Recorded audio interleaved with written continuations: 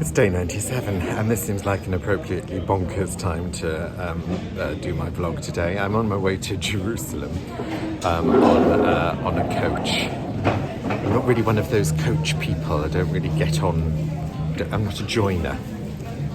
So this is an interesting experience in itself. Getting up at 6 a.m. is an interesting experience for me. But sort of, just being part of a group and sort of going where you're told and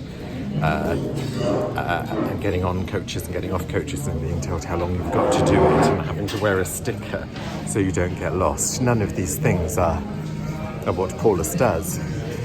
So I've decided to take it as research in case I ever decide to become a tour guide. And our tour guide is great. He's called Shahar, and he's brilliant because, so far he's brilliant. He hasn't lost me. Is my coach still there? Yes, it is. And he's calm. His demeanour is very calm. He was brought up in a kibbutz, and he's told us about kibbutzes, and he's told us about 1948 and Tel Aviv declaring independence, and Ben Gurion, their hero, depending on whether you're Israeli or Palestinian, you would think he was a hero. And so we've stopped halfway to Jerusalem to come to, of course, the Elvis Cafe. Because that's what you have in the middle of Israel, isn't it? The Elvis-themed cafe. I mean, let me just take you over here. So we're all drinking coffee and we're all listening to Elvis, and there's pictures of Elvis everywhere. There's no Jesus cafe. This is my favourite wall. It's the wall of memorabilia behind me. And I don't know if you can see it. Where is it? Oh, it's just over there a little bit. It's an Elvis cookbook. And it's called Are You Hungry Tonight? But probably the best thing of all is the Elvis Russian dolls. There's even an Elvis movie playing in the background. Amazing. So I'm going to go and drink my Elvis coffee, and then I've got to get back on the bus. Didn't have to pay for a wee because I've got my sticker, so that's a bonus. Back to being one of the proletariat. See you tomorrow, if we're saved.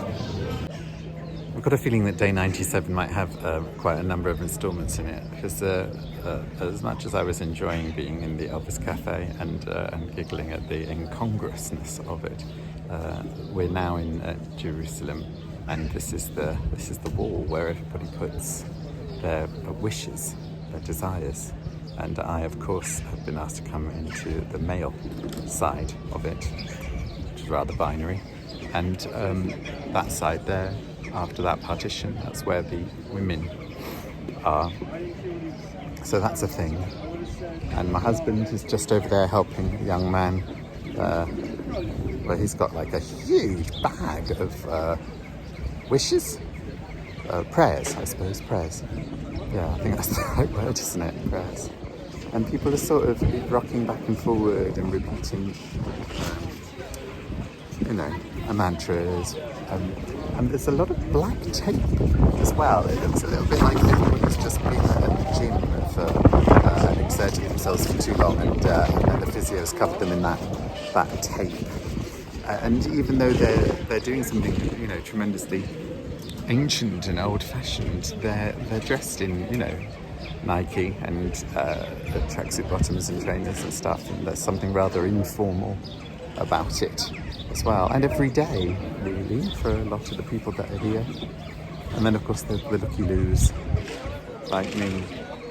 It's kind of genius, I think, of our tour guide to have a stop at the Elvis Cafe beforehand, because the whole day, really, the whole morning so far, has been about belief. It's been about following something and believing and worshipping something. And why not Elvis any more than Christianity or Judaism or Mecca or Jesus or God? Why not Elvis? So, quite a feeling our tour guide might be a quiet genius. Oh, he also used to be a history teacher as well, so I have learned more in the last 2.5 hours than I have of, how many years did I go to school for? A long time, anyway. I went to school for a long time, and it was very miserable, and I was very unhappy. He's great.